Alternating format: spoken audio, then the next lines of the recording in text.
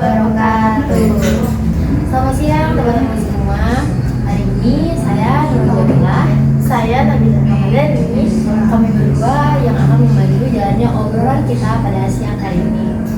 Nah, kebetulan pada siang hari ini tema kita bakal membahas tentang tunjangan fasilitas yang ada di daerah Kabupaten Tangerang.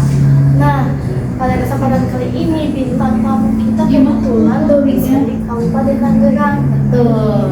Perkenalkan, beliau adalah Kak Naila Izanti.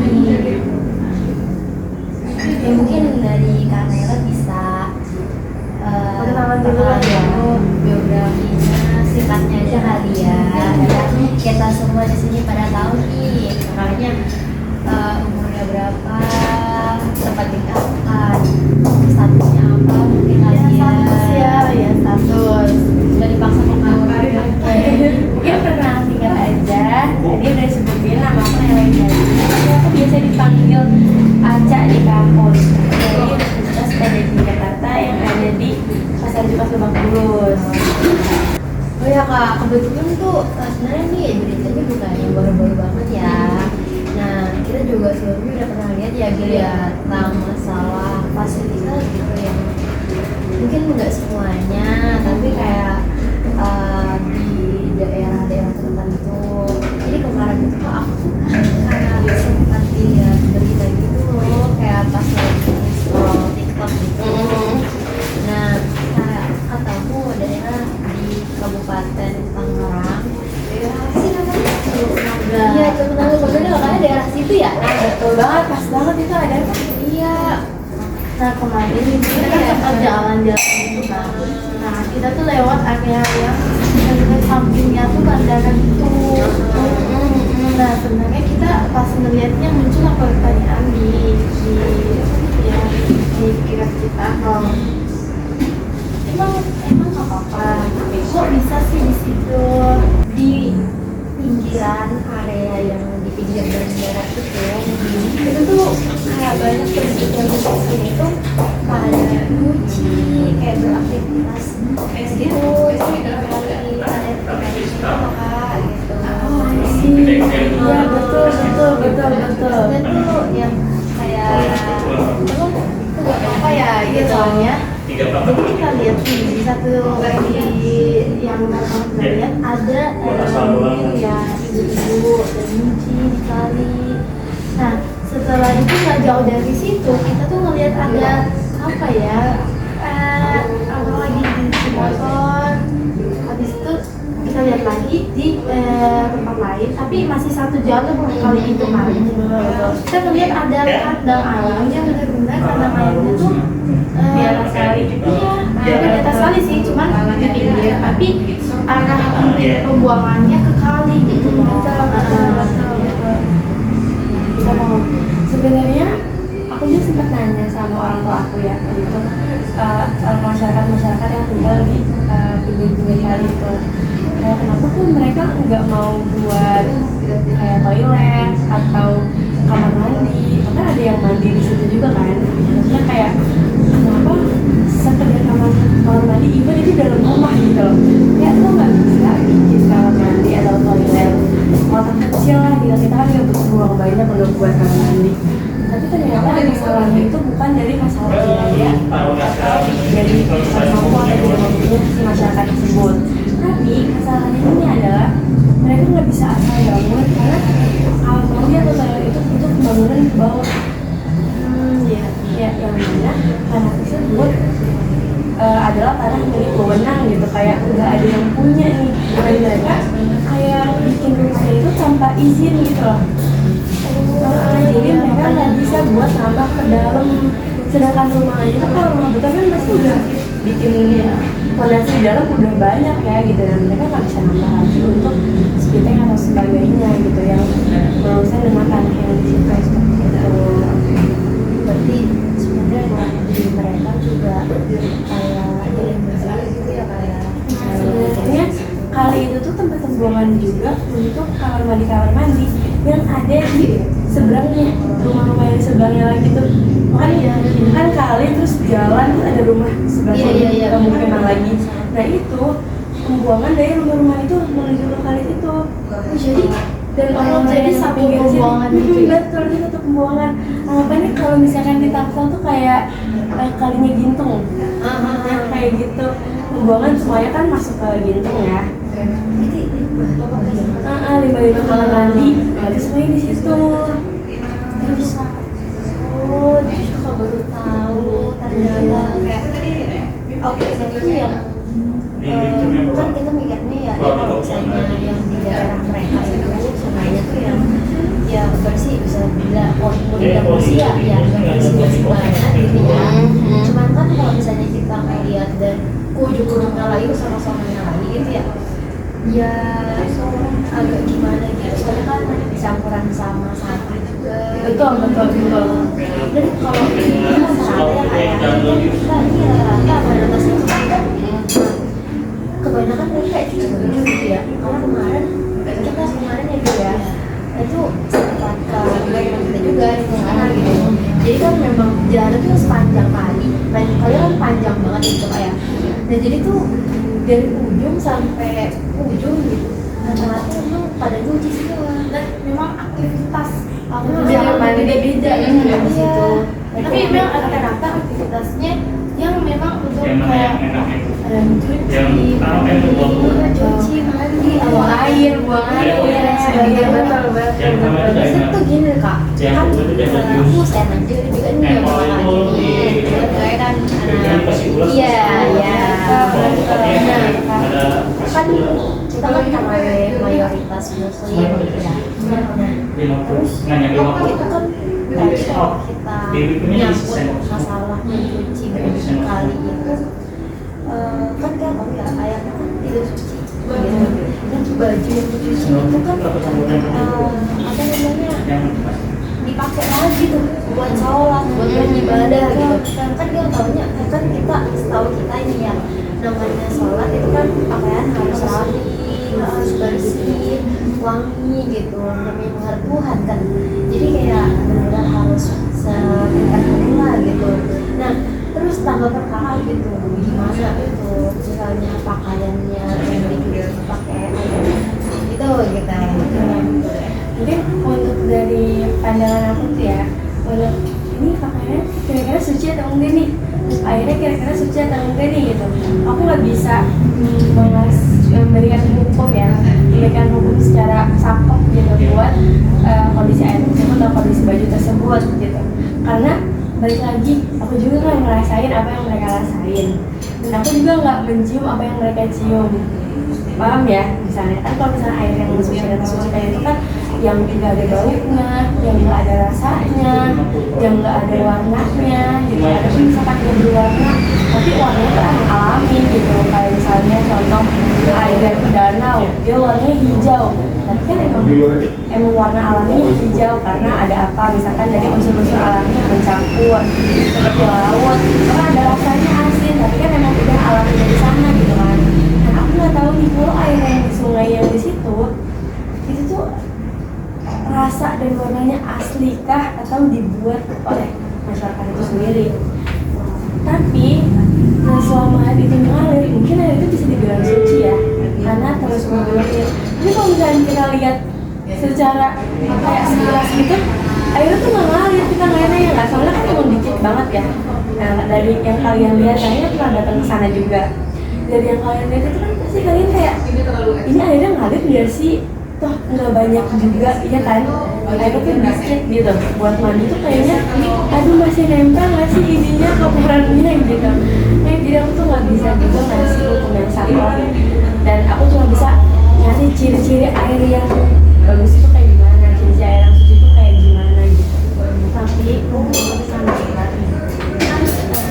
Tadi seperti disampaikan kalau kenapa mereka nggak bisa buat kamar mandi tempat wilayah mereka itu kan.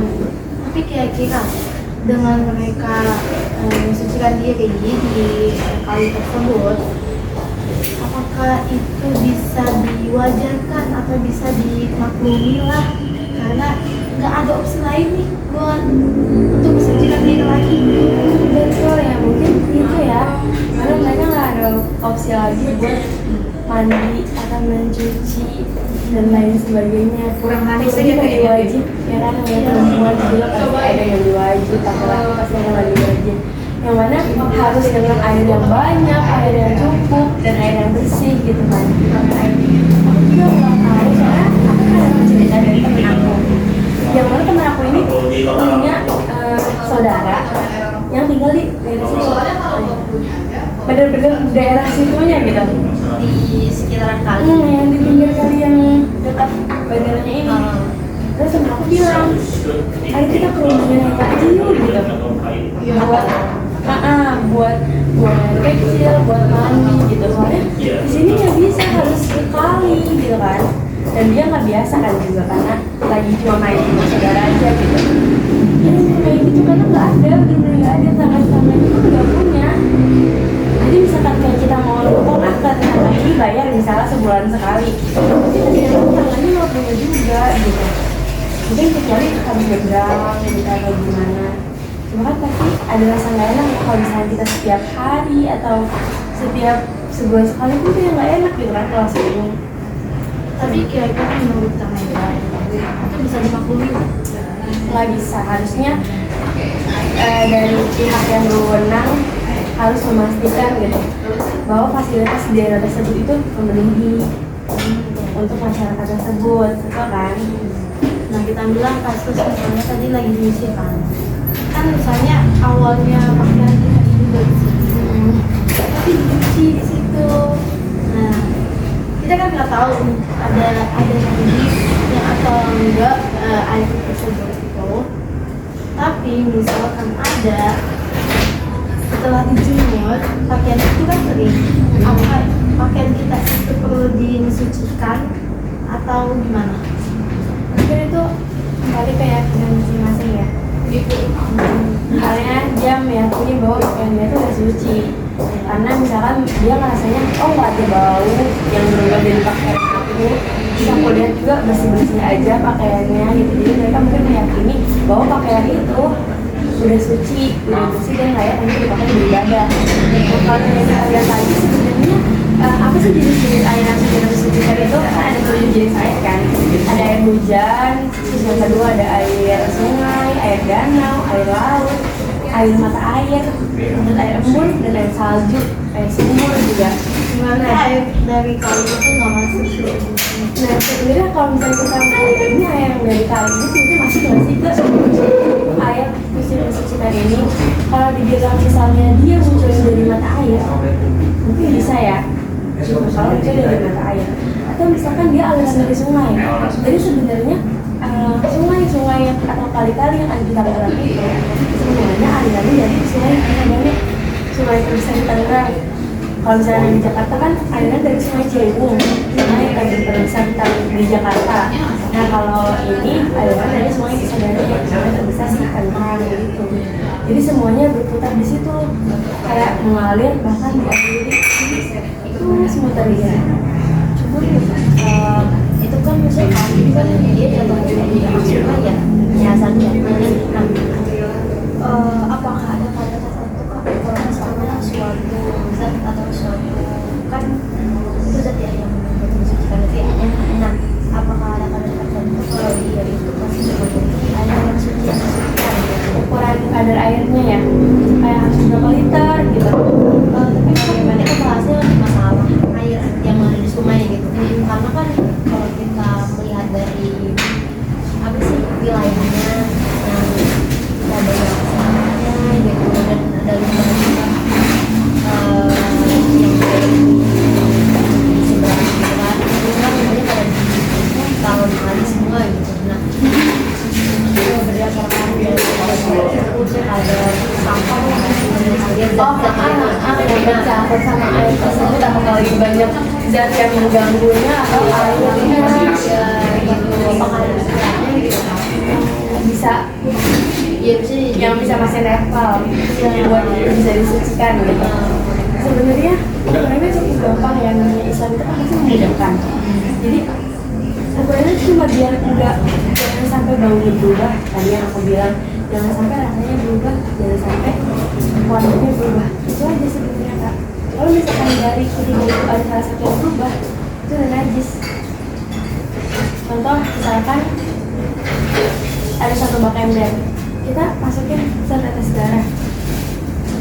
Jadi satu bak ember ini kan ukurannya bukan 2 kulah ya, kurang dari 2 kulah gitu. Nah kita masukin dalam tetes darah itu udah nggak bisa dipakai, walaupun nggak berubah shape-nya, nggak berubah warnanya, nggak berubah baunya. Tapi karena dia udah emang yang kurang dari 2 kulah, jadi nggak bisa pakai. Balik lagi kalau misalkan sih sungai tadi, dia kan banyak banget sebenarnya.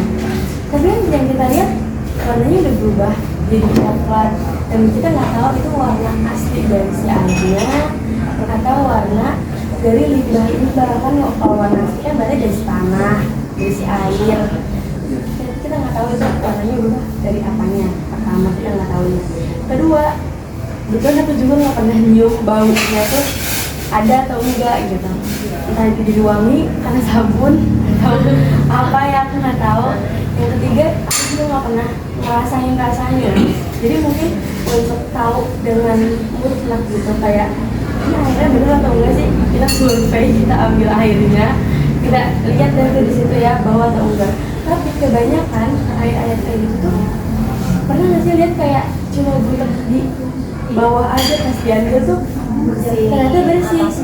Betul. Nah itu nggak tahu sih kalau kayak gitu. Tapi yang aku lihat di depan-depannya kan ada tanaman air tuh. Nah tanaman air itu malah nyangkut sampai sampah yang lewat.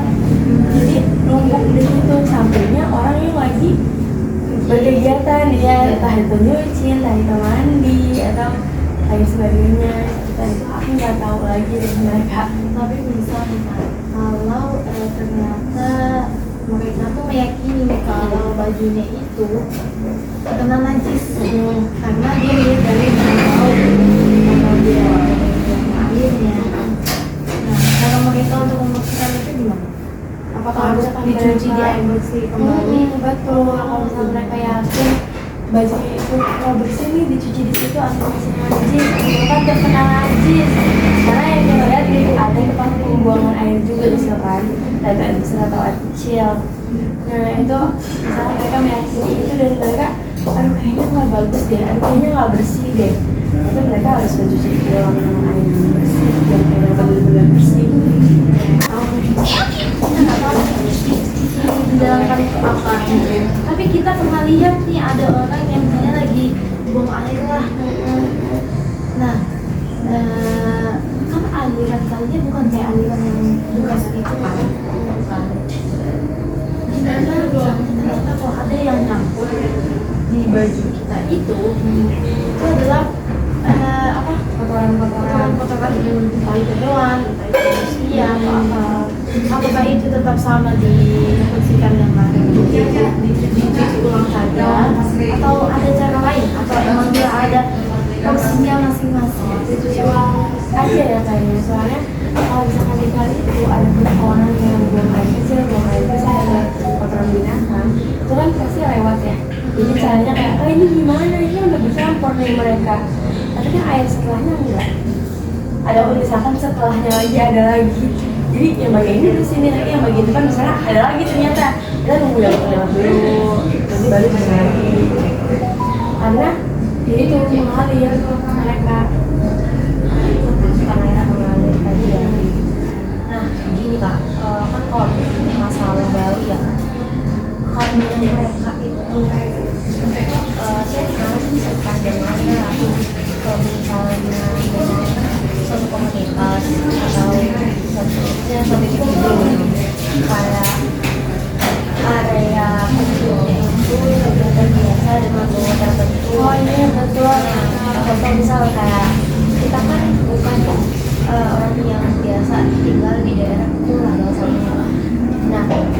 Nah, jadi kayak kita bisa dari situ kayak indera pencium kita tuh sensitif gitu, kayak mencium aroma yang tidak biasanya tercium gitu. Tapi untuk orang-orang yang sudah biasa tinggalnya di daerah sana gitu ya bahasanya, jadi kayak mereka menganggap bau itu kayak Hal biasa. Iya, hal biasa, hal normal lah gitu bahasanya gitu. Jadi kalau misalnya kita ketemu sama orang yang kayak gimana ya, mungkin pas lagi sholat lah gitu misalnya gitu,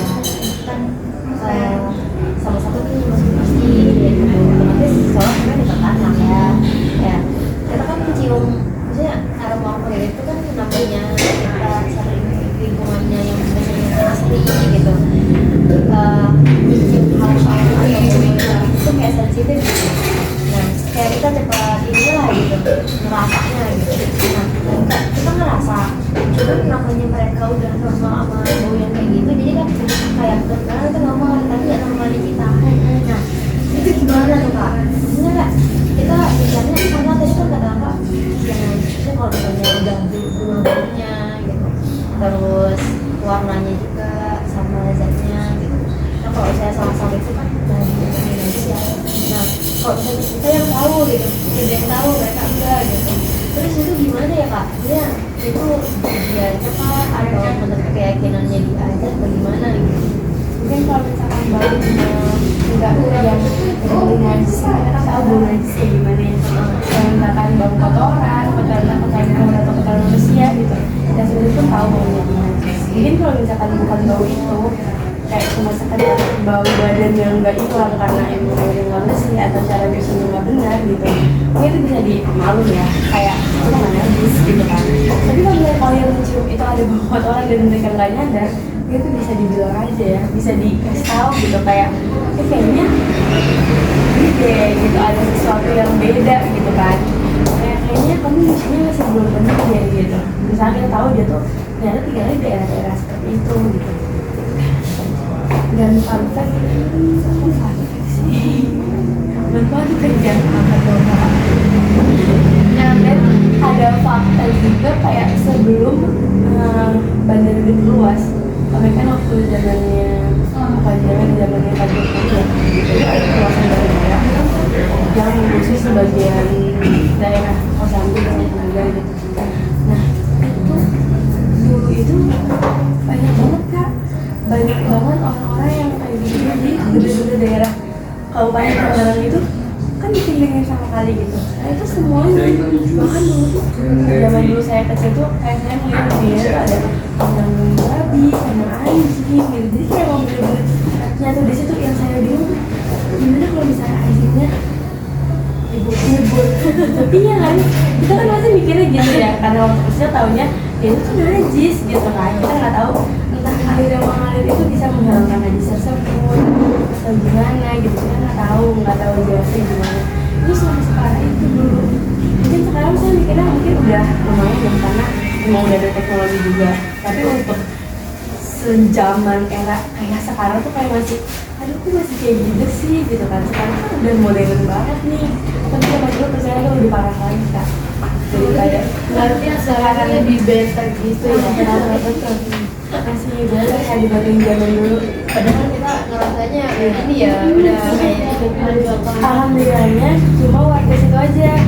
Oh enggak, jadi yang di seberang tuh nggak ada yang Nggak ada, cuma warga situ aja atau benar-benar warga yang tinggal di sekitar kami. Ada pun misalnya warga di seberang itu mereka cuci motor ya, atau cuci sepeda atau cuci apa gitu, angkot biasanya yang lawan itu cuci sepeda gitu.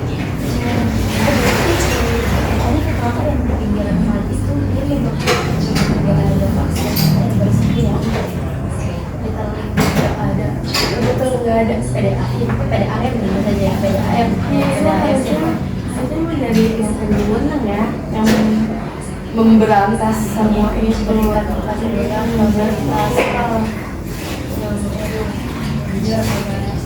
sama teman-teman kita yang ada di sana gitu. Jadi untuk sejauh ini kita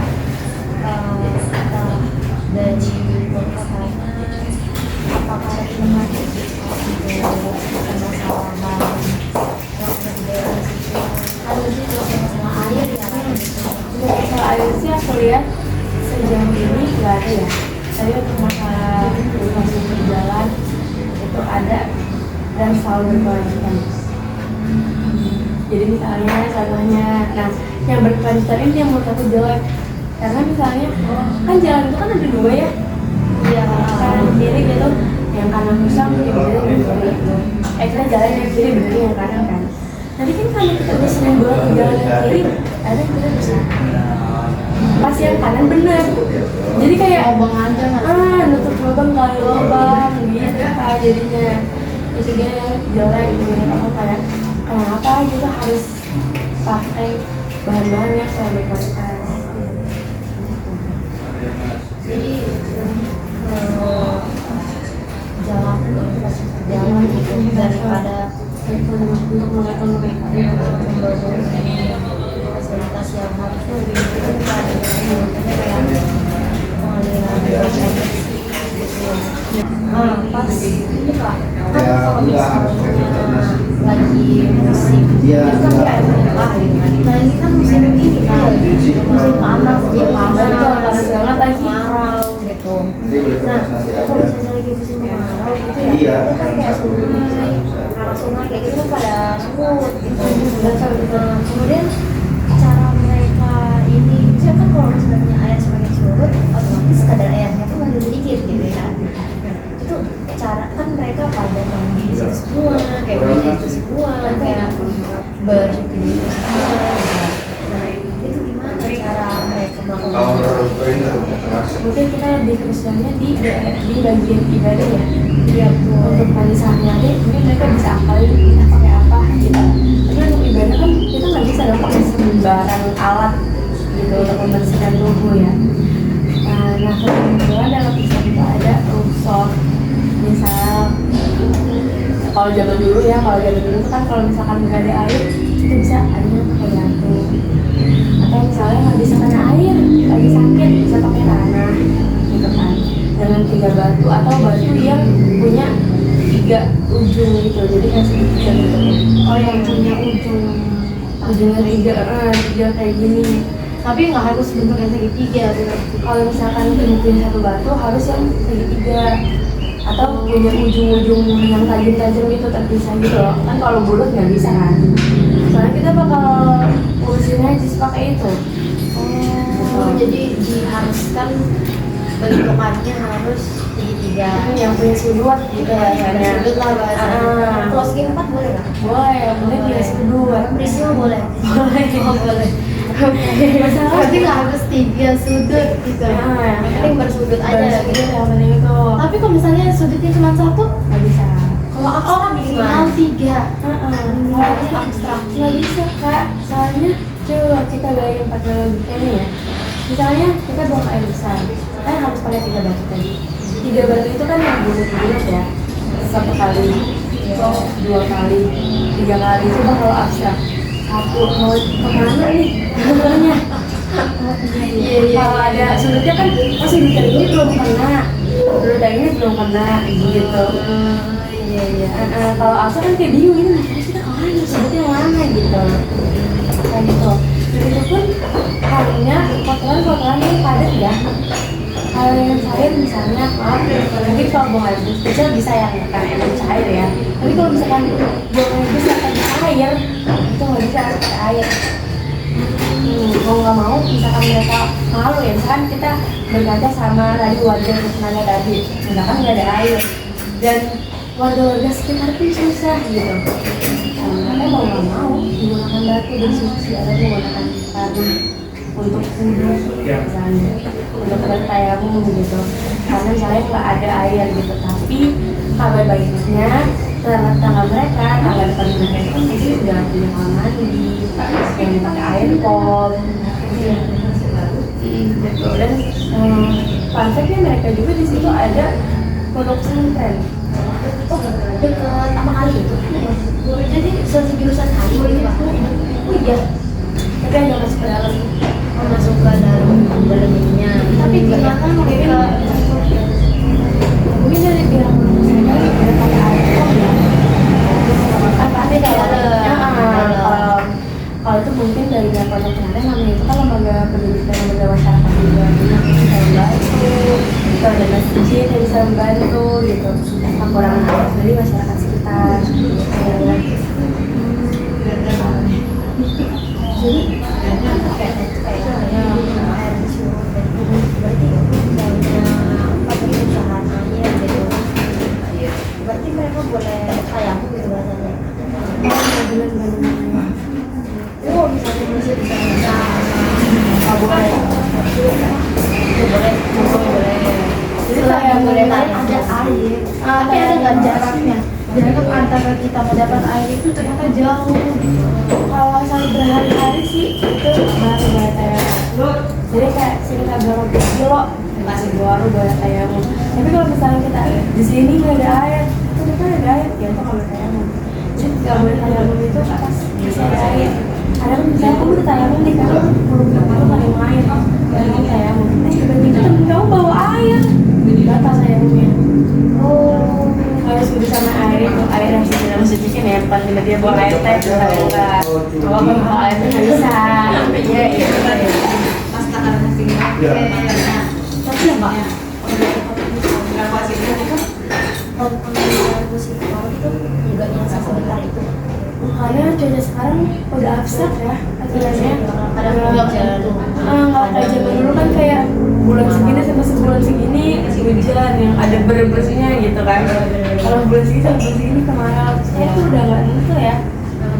Udah abstrak cuacanya. cuma nih misal, kalau misalnya kemarau itu sampai bulan, otomatis tuh sungai bakal bergerak di atas jadi kayak tahu kita tahu nih di depan sih tamu kita depan maksudnya yang orang-orang yang tinggal di tiga kali itu gitu kan ini kan orang itu pada pakai PDAM semua gitu. Nah itu kan dalam rentang waktu yang cukup lama itu gitu nggak apa-apa gitu kayak kita bisa air gitu kan kayak sebagai mungkin ada perasaan tidak enak gitu.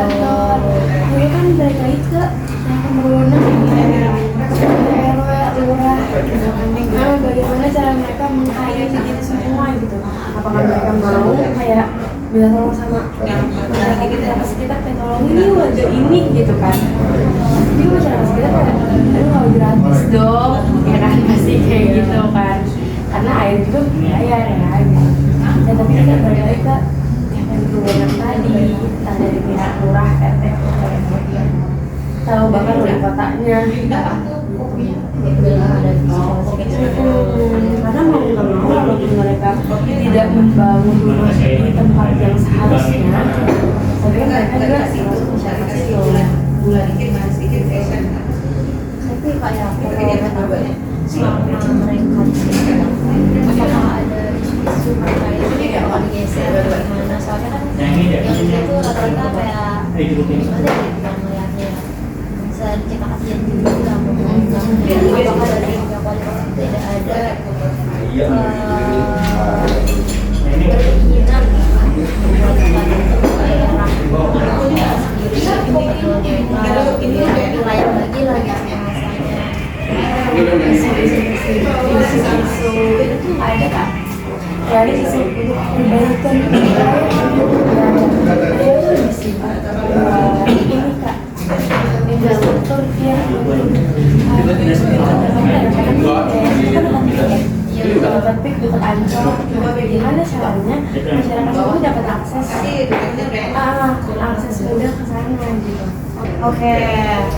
Terima kasih banget nih yang Mbak Naila atas insight yang udah dibuat gitu. Dengan ini kita jadi tahu nih banyak tahu informasi banget tahu ternyata fasilitas yang ada di situ. Kemudian kita juga tahu tentang cara mensucikan diri, pakaian, terus juga air apa aja gitu ya yang bisa untuk suci dan disucikan, kemudian kadar-kadarnya tuh harus berapa gitu.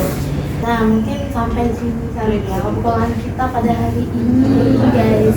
Semoga obrolan kita pada hari ini sangat bermanfaat bagi saya, Kak Nurul, Kak Naila, ataupun kalian semua yang ada di luar sana. Nah kita cukupkan. Terima kasih. Assalamualaikum warahmatullahi wabarakatuh. I just had to let you know you're